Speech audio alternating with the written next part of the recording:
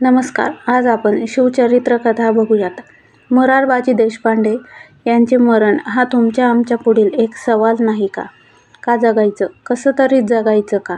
ऐ किल्लेदार, तुझ्या राजाला सोडून तू आमच्याकडे ये. तुला इथे सर्व काही मिळेल. ये. हे आवाहन शत्रू करतो आहे आणि मोरारबाजी जबाब देतोय राजनिष्ठेचा, स्वराज्यनिष्ठेचा. अन मग मोरारबाजी शत्रूकडून ठार मारला जातो आहे. या मोरारबाजीचा संसार तरी कोणता होता? त्यांच्या सुखाच्या कल्पना तरी कोणत्या होत्या? मोरारबाजी पुरंदरावर मारला गेला, पण मिर्झा राजा जयसिंहाच्या स्वराज्यदहनाच्या कार्यक्रमात होरपळत असलेल्या मराठी माणसांची एक एक निशब्द आहुती स्वराज्याचं आणि महाराष्ट्र धर्माचं बळ वाढवतच होती. त्या शिवकाळात अगदी निश्चित मराठी स्वराज्य ही केवळ दक्षिणेकडील नव्हे तर संपूर्ण जगातीलच महासत्ता होती. इराणचा शाह अब्बास बादशहानं औरंगजेबाला पत्र लिहून म्हटलं होतंच ना की तुम्ही कसले आलमगीर, जगाचे बादशाह.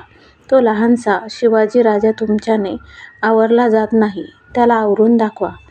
इथेच जागतिक पातळीवर आमच्या राष्ट्राचं रूप आणि स्थान व्यक्त झालं. हे रूप आणि स्थान व्यक्त केलं अगदी तुमच्या आमच्यासारख्या सामान्य माणसांनी, अगदी अठरापगड सामान्य नागरिकांनी. एक असामान्य इतिहास याच सामान्यांनी घडविला.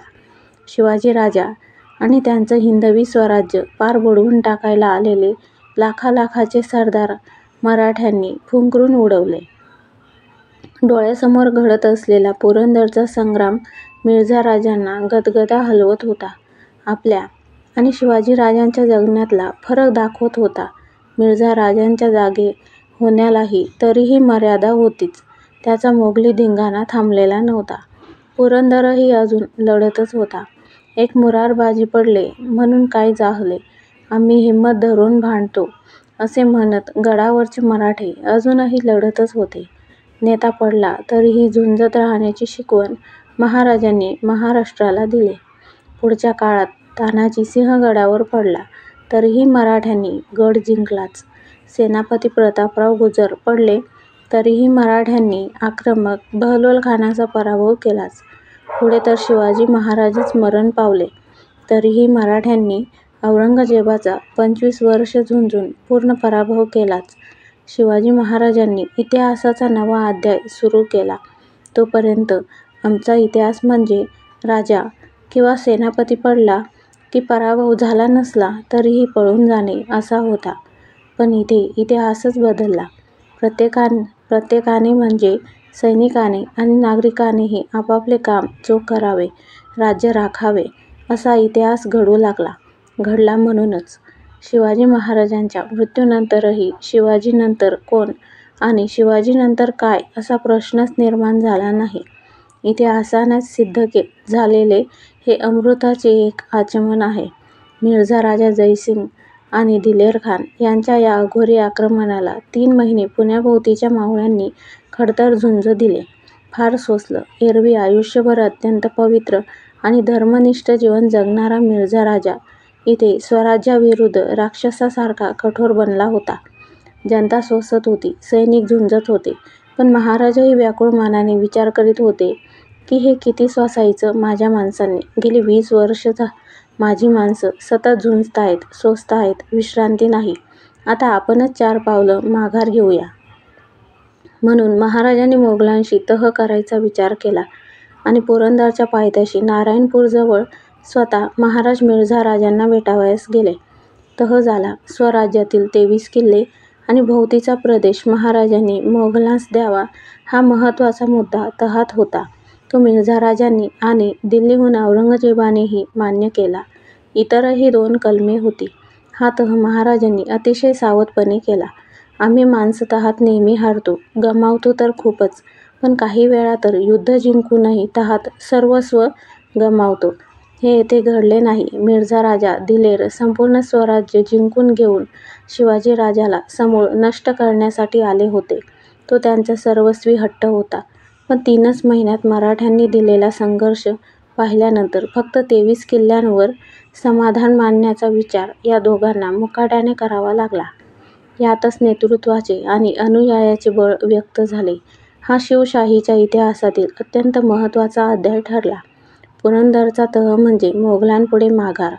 23 किल्ले आणि भोवतीचा प्रदेश मिर्झा राजा आणि दिलेर या दोघांनी या मोगली सरदाराच्या स्वाधीन करण्याचा हा खिन्न प्रसंग. मोगलांची ही मोहीम प्रत्यक्ष सुरू झाली 30 मार्च 1665 आणि तहाने संपली 11 जून 1665, म्हणजे फक्त 2.5 महिन्यात. शिवाजीराजांनी मोगलांपुढे हत्यार ठेवले. या 2.5 महिन्यात मोगलांनी स्वराज्याचे कोणकोणते प्रदेश जिंकले? फक्त वज्रगड हा पुरंदरचा छोटा उपकिल्ला दिलेर खानाने लढून जिंकला. याशिवाय स्वराज्यातील कोणताही भाग त्यांना मिळाला नाही. कोकणपट्टीकडे तर डोकावूनही त्यांना पाहता आले नाही. मोगलांचा जो काही लष्करी धुमाकूळ चालला होता तो फक्त पुणे जिल्ह्यातल्या 4 तालुक्यात चालला. पुरंदर, भोर, मावळ आणि पुणे हवेली हे ते तालुके. यातील फक्त पुरंदर उपकिल्ला, वज्रगड आणि सिंहगड यांना मोगली मोर्चे लागले. बाकीच्या स्वराज्याच्या भागात म्हणजेच वरील 4 तालुक्यातच जाळपोळ आणि लुटालूट मोगलांनी केली.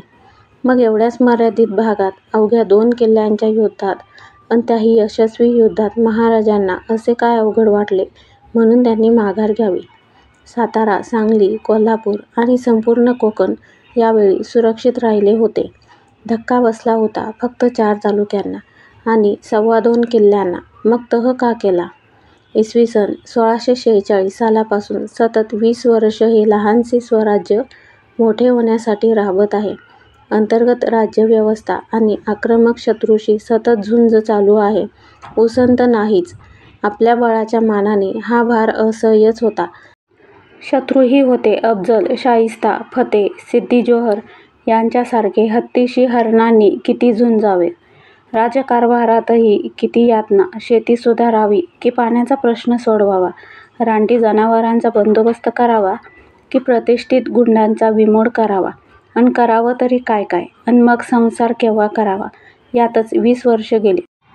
अन गेंड्यांची फौज यावी तशी मिर्झा आणि दिलेर खान यांची झुंड पुणे प्रांतात घुसली. त्यातच मोगलांच्या बाजूला मिर्झा राजा जयसिंहासारखा वेगळ्याच वळणाचा हुशार सेनापती चालून आलेला.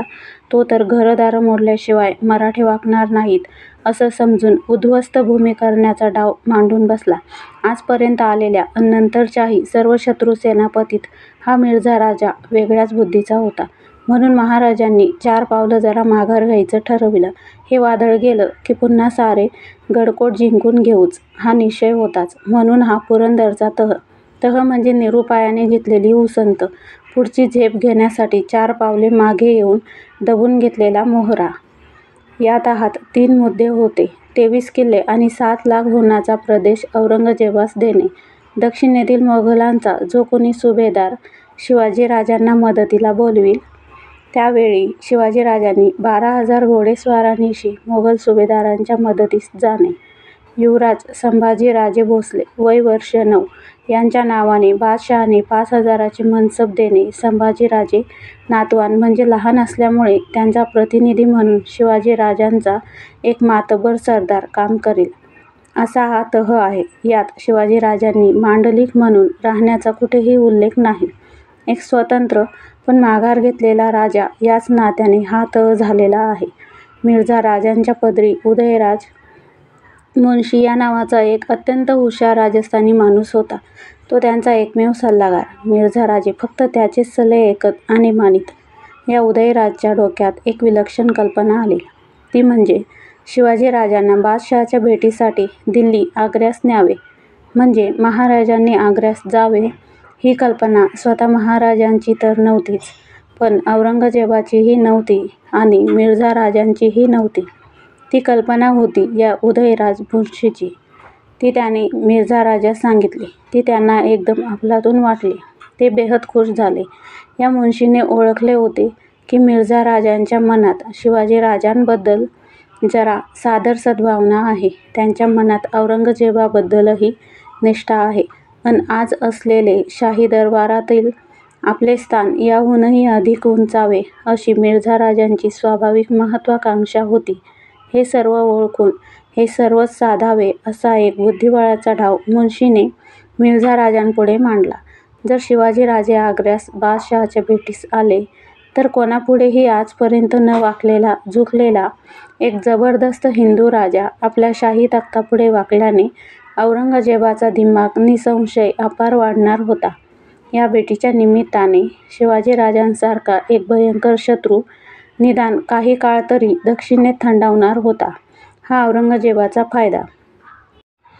अशा भयंकर शत्रूला शरण आणून मिर्झा राजांनी त्यांचे 23 किल्ले आणि मुलूक मिळवल्यामुळे मोगलाईची आजवर झालेली बेअब्रू धुवून निघाली होती, ती मिर्झा राजांमुळे. त्यामुळे त्यांचे वजन या विजयामुळे खूपच वाढले होते. त्यातच जर शिवाजीराजे आग्र्यास बादशहापुढे आले तर त्याहूनही ते अधिक वाढणार होते, हा मिर्झा राजांचा फायदा. अन दिल्लीशी शिवाजीराजांची मैत्री किंवा शांततेचा तह झाल्यास मोगलांची वारंवार स्वराज्यावर येणारी आक्रमणे निदान काही काळ तरी थांबतील आणि दक्षिणेत मराठी स्वराज्याचा पूर्ण शक्तीनिशी विस्तार करण्याचा महाराजांचा हेतूही साध्य होईल, हा शिवाजीराजांचा फायदा. असे हे अफलातून राजकारण उदयराज मुन्शी यांच्या डोक्यातून उगवले. त्यातूनच औरंगजेब बादशहाच्या मस्तकातील ज्वालामुखी जागा झाला.